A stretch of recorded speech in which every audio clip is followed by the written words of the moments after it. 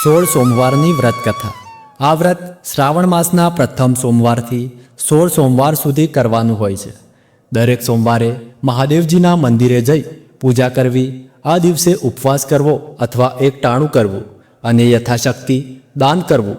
પૂજા કર્યા પછી 16 સોમવારની વાર્તા સાંભળવી અને સાંભળતી વખતે જમણા હાથમાં ચોખા રાખી મનમાં ઓમ નમઃ શિવાય બોલવું।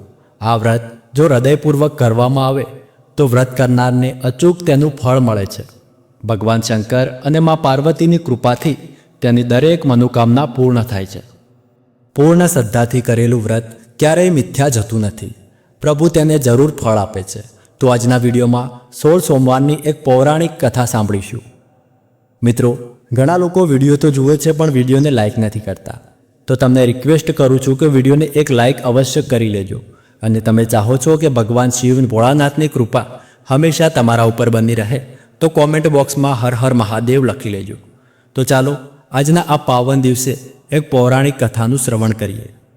એકવાર એક પ્રાચીન મંદિરમાં ભગવાન શિવ અને માતા પાર્વતી સોગટાબાજી રમતા હતા। રમત ખૂબ જામી હતી।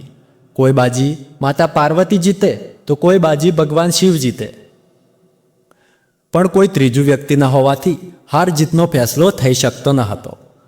થોડી વારમાં એક બ્રાહ્મણ તે મંદિરમાં દર્શન કરવા માટે આવે છે। તેથી ભગવાન શિવે એ બ્રાહ્મણને કહ્યું કે બ્રહ્મદેવ, તમે અમારી આ રમતનો હાર જીતનો ફેસલો કરો। અમારા બંનેમાંથી જે હારે એને હારેલો કહેજો અને જે જીતે એને જીત્યો કહેજો। પછી શિવ પાર્વતીએ રમત રમવાનું શરૂ કર્યું। પહેલી વાર સોગટા નાખ્યા અને પહેલો દાવ પૂરો થયો અને ભગવાન શિવે બ્રાહ્મણને પૂછ્યું કે બોલો બ્રહ્મદેવ, અમારા બંનેમાંથી કોણ જીત્યું? બ્રાહ્મણે શિવજી સામે જોઈને કહ્યું, ભગવાન તમે જીત્યા અને માતાજી હાર્યા। અને પછી ફરીથી બીજો દાવ શરૂ થયો અને બીજો દાવ પૂરો થતાં શિવજીએ ફરી પ્રશ્ન કર્યો કે બોલો બ્રહ્મદેવ, આ બાજી કોણ જીત્યું? ત્યારે બ્રાહ્મણે કહ્યું, પ્રભુ આ બાજી પણ તમે જીત્યા અને માતાજી હાર્યા। પછી ત્રીજી વાર બાજી પૂરી થતાં ફરી બ્રાહ્મણને એ જ પ્રશ્ન ભગવાન શિવે કર્યો। ત્યારે બ્રાહ્મણે એ જ જવાબ આપ્યો કે માતા પાર્વતી હાર્યા અને ત્રિલોકીનાથ જીત્યા।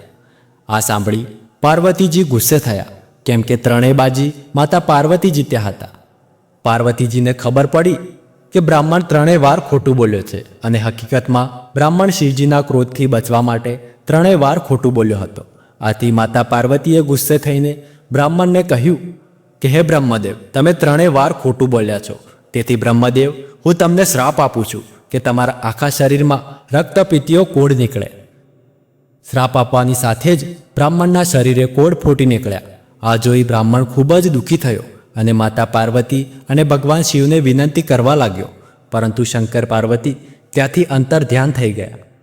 બ્રહ્મદેવ તો ત્યાંથી દુઃખ દર્દથી પીડાતો ચાલ્યો ગયો। ચાલતા ચાલતા તેમના ગામમાં પહોંચી ગયો। ગામના લોકોએ બ્રાહ્મણનું આવું રૂપ જોઈને તેને પૂછવા લાગ્યા। ત્યારે બ્રાહ્મણે કહ્યું, મને પાર્વતીજીએ શ્રાપ આપ્યો છે, તેથી મારું શરીર આવું થયું છે। ગામના લોકોને બ્રાહ્મણ ઉપર દયા આવતા તેમને ભગવાન શંકરને રીઝવવાની સલાહ આપી। આથી બ્રાહ્મણ દુઃખ દર્દથી પીડાતો જંગલ તરફ શંકર પાર્વતીનું તપ કરવા ચાલ્યો ગયો। તપ કરવા જતાં રસ્તામાં તેને એક ગાય મળે છે।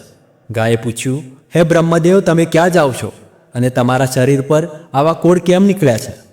ત્યારે બ્રાહ્મણે કહ્યું, માતા પાર્વતીના શ્રાપના કારણે મારા શરીરમાં આવા કોડ નીકળ્યા છે, તેથી ભોળાનાથનું તપ કરવા ઘોર જંગલમાં જાઉં છું। ત્યારે ગાયે કહ્યું, હે બ્રહ્મદેવ, મારા દુઃખ પણ સાંભળતા જાઓ। મારા આંચળ દૂધથી ફાટું ફાટું થઈ રહ્યા છે, પણ નથી મારા વાછરડા ધાવતા કે નથી માલિક દૂધની શેર કાઢતો, માટે બ્રહ્મદેવ મારા પાપનું નિવારણ ભગવાન ભોળાનાથને પૂછી લાવજો। ગાયની આ વાત સાંભળી બ્રાહ્મણ આગળ ચાલ્યો। આગળ જતાં બ્રાહ્મણને એક ઘોડો મળ્યો। બ્રહ્મદેવને જોઈ ઘોડો બોલ્યો, હે બ્રહ્મદેવ, તમે ક્યાં જાઓ છો? ત્યારે બ્રાહ્મણે તેની કથની સંભળાવી। ત્યારે ઘોડો બોલ્યો, હે બ્રહ્મદેવ, મારું દુઃખ પણ સાંભળતા જાઓ। મારા પીઠ ઉપર હીરા મોતીના પલાણ છે, પરંતુ મારા કોઈ પાપના કારણે મારા પર કોઈ સવારી કરવા તૈયાર થતું નથી, તો મારા દુઃખનું નિવારણ પણ ત્રિલોકીનાથને પૂછી લાવજો। સારું કહી બ્રાહ્મણ ત્યાંથી પણ આગળ ચાલ્યો। આગળ જતાં બ્રાહ્મણને થાક લાગ્યો। તેથી તે એક આંબાના વૃક્ષ નીચે આરામ કરવા બેઠો અને અચાનક આંબાને પણ વાચા ફૂટી અને આંબો બોલવા લાગ્યો કે હે બ્રહ્મદેવ, મારું દુઃખ પણ સાંભળતા જાઓ. મારા ઉપર સરસ કેરી આવે છે પણ કોઈ ખાઈ શકતું નથી. ખાય છે તો તરત જ મૃત્યુ થાય છે એનું. માટે હે બ્રહ્મદેવ, મારા પાપનું પણ નિવારણ પૂછી લાવજો. આરામ કરી અને સારું કહી બ્રાહ્મણ ત્યાંથી પણ આગળ ચાલ્યો. આગળ ચાલતા બ્રાહ્મણને તરસ લાગી હતી અને ત્યાં એક સુંદર તળાવ જોયું. તળાવનું જળ શીતળ અને સ્વચ્છ હતું. આથી તે પાણી પીવા તળાવમાં ઉતર્યો અને ત્યાં એક મગર કાંઠે આવીને બોલ્યો, હે બ્રહ્મદેવ, કઈ તરફ જાઉં છો? ત્યારે બ્રાહ્મણે કહ્યું કે હું માતા પાર્વતીના શ્રાપનો ભાગીદાર બન્યો છું. તેથી એ શ્રાપથી મુક્ત થવા હું ભગવાન ભોળાનાથનું તપ કરવા જંગલમાં જાઉં છું. ત્યારે મગર બોલ્યો, હે બ્રહ્મદેવ, મારા દુઃખની પણ વાત સાંભળતા જાઓ. હું આ શીતળ જળમાં તો રહું છું પણ મારા આખા શરીરમાં બળતરા થાય છે અને આ બળતરા હું સહન કરી શકતો નથી. તો મારા આ પાપનું નિવારણ પણ પૂછી લાવજો. સારું કહી બ્રાહ્મણ એક ઘનઘોર જંગલમાં પ્રવેશ્યા. એ જંગલમાં એક આવા વૃક્ષ શિવજીના મંદિરમાં એક પગે ઊભા રહી એકાગ્રતાથી શિવજીનું તપ કરવા લાગ્યો. બ્રાહ્મણે જળ ફળનો ત્યાગ કરી મહાદેવની તપસ્યા કરવા લાગ્યો અને તેની આ તપસ્યા જોઈ ભોળાનાથ પ્રસન્ન થયા અને બ્રહ્મદેવને દર્શન આપ્યા અને ભોળાનાથને કહ્યું, હે બ્રહ્મદેવ, હું તારી ભક્તિથી પ્રસન્ન થયો છું. તારે જોઈએ તે માંગે તે આપીશ. આ સાંભળી બ્રાહ્મણે કહ્યું, હે ભગવાન, મને પાર્વતીજીના શ્રાપમાંથી મુક્ત કરો. મારા શરીરના કોડ મટાડો.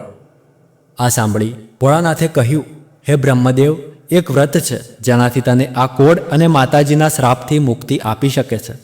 આ વ્રત સાંભળી બ્રાહ્મણે કહ્યું, ભગવાન, કયું વ્રત છે? કૃપા કરી મને જણાવો, હું એ વ્રત અવશ્ય કરીશ. ત્યારે ભોળાનાથે કહ્યું, એ વ્રત 16 સોમવારનું વ્રત છે અને એ વ્રત શ્રાવણ માસના પ્રથમ સોમવારથી શરૂ કરી કારતક માસના શુક્લ પક્ષે 16 સોમવાર પૂરા કરવા. 16 સોમવાર પછી આ વ્રતનું ઉજવણું કરવું. ઉજવણામાં 1.25 શેર ઘઉંનો લોટ, 1.25 શેર ઘી અને ગોળ લઈ તેના લાડવા બનાવવા અને લાડવાના 4 સરખા ભાગ કરી એક ભાગ મંદિરના પૂજારીને આપવો, બીજો ભાગ રમતા બાળકોને આપવો, ત્રીજો ભાગ ગાયના ગોવાળને આપવો અને ચોથા ભાગના લાડવા તમારા સહપરિવારે પ્રસાદી તરીકે ગ્રહણ કરવા અને કીડિયારું પૂરવું. અને છેલ્લે પણ જો લાડવા વધે તો એ ભોયમાં ભંડારી લેવા. પણ આ લાડવા બીજા દિવસ સુધી રાખવા નહીં. રાતે જ તે લાડવા પતાવી દેવા. આવી રીતે ભગવાન ભોળાનાથે બ્રાહ્મણને વ્રતની વિધિ જણાવી અને કહ્યું, આવી રીતે શ્રદ્ધાપૂર્વક વ્રત કરી વ્રતનું ઉજવણું કરીશ એટલે તારું શરીર કંચન જેવું થઈ જશે. બ્રાહ્મણે 16 સોમવારનું વ્રત કરવાનો સંકલ્પ કર્યો અને મહાદેવજીના ચરણોમાં પ્રણામ કર્યા. પછી બ્રાહ્મણે ગાયના દુઃખની વાત કરી અને તેના પાપનું નિવારણ પૂછ્યું. ગાયની વાત સાંભળી ભોળાનાથ બોલ્યા, એ ગાય ગયા જન્મમાં એક સ્ત્રી હતી અને તે ગુસ્સામાં તેના ધાવતા બાળકને તરછોડ્યો હતો. એ પાપના ફળ રૂપે આ જન્મમાં તેનું દૂધ કોઈ પીતું નથી. તું એના આંચળમાંથી દૂધ દોઈ મારા લિંગ ઉપર અભિષેક કરજે એટલે તેના દુઃખ દૂર થઈ જશે. ત્યાર પછી બ્રાહ્મણે ઘોડાના પાપનું નિવારણ પૂછ્યું. ઘોડાના પાપના નિવારણ માટે પ્રભુ બોલ્યા, ગયા જન્મમાં ઘોડો એક વાણિયો હતો. એણે ખોટું બોલી ખોટા તોલ માપના ત્રાજવાથી લોકોને છેતરી પાપના પોટલા બાંધ્યા હતા, લોકોના લોહી ચૂસ્યા હતા. એટલે આ જન્મે તેની આ દશા થઈ છે. માટે તું જઈને મારું સ્મરણ કરી તેના ઉપર સવારી કરજે, આથી તેના દુઃખ દૂર થઈ જશે. પછી બ્રાહ્મણે આંબાના પાપનું નિવારણ પૂછ્યું. આંબાની વાત સાંભળી ભોળાનાથ બોલ્યા, ગયા જન્મમાં આંબો એક કંજૂસ, લુચ્ચો અને લોભિયો માણસ હતો. તેણે સાચું ખોટું બોલી પુષ્કળ ધન ભેગું કર્યું હતું, પરંતુ દાન પુણ્યના નામે ખોટી કોડી પણ વાપરી ન હતી. તું જઈને આંબાના થડ નીચે ખોદજે. નીચેથી ધનના ચરુ નીકળશે. તેમાંથી પુણ્ય કાર્ય કરજે. પુણ્ય કાર્યના પ્રભાવથી આંબાનું દુઃખ દૂર થશે અને તેના ફળ મીઠા થઈ જશે અને લોકો ખાઈ શકશે. ત્યારબાદ બ્રાહ્મણે મગરના પાપનું નિવારણ પૂછ્યું. મગરની વાત સાંભળી મહાદેવજીએ કહ્યું, ગયા જન્મે મગર એક બ્રાહ્મણ હતો. તે વેદોમાં પારંગત અને શાસ્ત્રોમાં નિપુણ હતો. જ્ઞાનના ઘાસડા બાંધ્યા પણ કોઈને જ્ઞાન ના આપ્યું. તેથી તે આ જન્મે એના રૂવે કાળી બળતરા થાય છે. હે બ્રહ્મદેવ, તું મગરના આંખે મારા લિંગ ઉપરથી ઉતારેલું એક બિલ્લીપત્ર લઈ તેને સ્પર્શ કરાવજે. તેથી તેની બળતરા દૂર થશે અને તેના પાપનું નિવારણ થશે. ત્યાર પછી બ્રાહ્મણ શિવજીને પ્રણામ કરી ઘર તરફ ચાલવા લાગ્યો. રસ્તામાં એક મંદિરમાંથી શિવલિંગ પરથી ઉતારેલું એક બિલ્લીપત્ર લઈ તે મગર પાસે ગયો અને એ બિલ્લીપત્ર મગરના આંખે સ્પર્શ કરાવ્યું. સ્પર્શ કરાવતા જ મગરના પાપનું નિવારણ થયું અને મગરનું કષ્ટ દૂર થયું. ત્યારે મગરે બ્રાહ્મણને જ્ઞાન આપ્યું, જેથી મગરનો મોક્ષ થયો. ત્યારબાદ બ્રાહ્મણ આંબા પાસે ગયો અને તેના જળમાંથી ચરુ ખોદી કાઢી તે ધન સત્કાર્યોમાં વાપર્યું. તેથી આંબાના ફળ મીઠા અમૃત જેવા થઈ ગયા અને આંબો તેના પાપમાંથી મુક્ત થયો. પછી બ્રાહ્મણ ઘોડા પાસે ગયો અને તેના પર ભોળાનાથનું સ્મરણ કરી સવારી કરી અને ઘોડાને તેના પાપમાંથી મુક્ત કરાવ્યો. આગળ ચાલી બ્રહ્મદેવે ગાયનું કષ્ટ નિવારણ કરવા શિવલિંગ ઉપર મહાદેવે કહ્યા મુજબ તે ગાયનું દૂધ ધોઈ તેનો અભિષેક કર્યો અને ગાયને પણ તેના પાપમાંથી મુક્ત કરાવી. ત્યારબાદ બ્રાહ્મણ ઘરે પહોંચ્યો. થોડા સમય પછી શ્રાવણ મહિનો આવ્યો અને બ્રાહ્મણે શ્રાવણ માસમાં 16 સોમવારનું વ્રત કર્યું અને તેની શ્રદ્ધા અને ભક્તિપૂર્વક વ્રતનું ઉજવણું કર્યું. વ્રતના પ્રભાવથી અને ભોળાનાથની દયાથી બ્રાહ્મણની કાયા કંચન વર્ણી થઈ ગઈ અને મુખ તેજમય થઈ ગયું. થોડા દિવસો પછી બાજુના નગરમાં એક રાજાને ત્યાં તેની કુંવારીનો સ્વયંવર યોજાયો હતો અને તે સ્વયંવર જોવા માટે બ્રાહ્મણ પણ ગયો હતો અને ચૂપચાપ એક બાજુ ઊભો રહી એ સ્વયંવર જોવા લાગ્યો. થોડી વારમાં 16 શણગાર સજીને કુંવારી તેની દાસીઓ સાથે પ્રવેશી અને એની આગળ એક હાથણી સૂંઠમાં કળશ લઈ ચાલતી હતી. હાથણીએ એક બાજુ ઊભેલા બ્રાહ્મણ ઉપર કળશ ઢોળી દીધો. આ જોઈને બધાને ઘણું આશ્ચર્ય થયું અને ત્યાં બેઠેલા રાજકુમારો બૂમો પાડવા લાગ્યા કે હાથણીએ ભૂલ કરી છે. ત્યાં જ આકાશવાણી થઈ, રાજકુમારી માટે આ જ યોગ્ય વર છે. આ સાંભળી રાજાએ રાજકુમારીને ધામધૂમથી તે બ્રાહ્મણ સાથે પરણાવી અને યોગ્ય પહેરામણી આપી અને આ શંકર પાર્વતીની જ કૃપાનું ફળ હતું. રાજાને કોઈ પુત્ર ન હોવાથી તેથી એ રાજ્યનો રાજા એ બ્રાહ્મણ બન્યો અને એ બ્રાહ્મણ અને તેની પત્ની રાજા રાણી બની સુખેથી એ રાજમહેલમાં રહેવા લાગ્યા. શ્રાવણ માસ આવે એટલે બંને રાજા રાણી 16 સોમવારનું વ્રત કરતા અને રાજા રાણીની આ શ્રદ્ધાપૂર્વકની ભક્તિ જોઈને ભગવાન શિવે તેમને એક સુંદર 32 લક્ષણો પુત્ર આપ્યો. પુત્ર મોટો થતાં રાજાએ તેને ગાદી સોંપી વનમાં તપ કરવા ચાલી નીકળ્યો. કુંવરે પણ નદી કાંઠે શિવજીનું ભવ્ય મંદિર બંધાવ્યું અને ભક્તિ કરવા લાગ્યો. વનમાં રાજા રાણીને વર્ષો સુધી શિવજીની આરાધના કરતા કરતા અંતે તપના બળે તે બંને વૈકુંઠ લોક પામ્યા. હે ભોળાનાથ, તમે જેવા એક ઓડિયા બ્રાહ્મણને ફળ્યા તેવા વ્રત કરનાર અને ભક્તિપૂર્વક શ્રદ્ધાથી વાર્તા સાંભળનાર સૌને ફળજો. જય શંકર, જય મહાદેવ.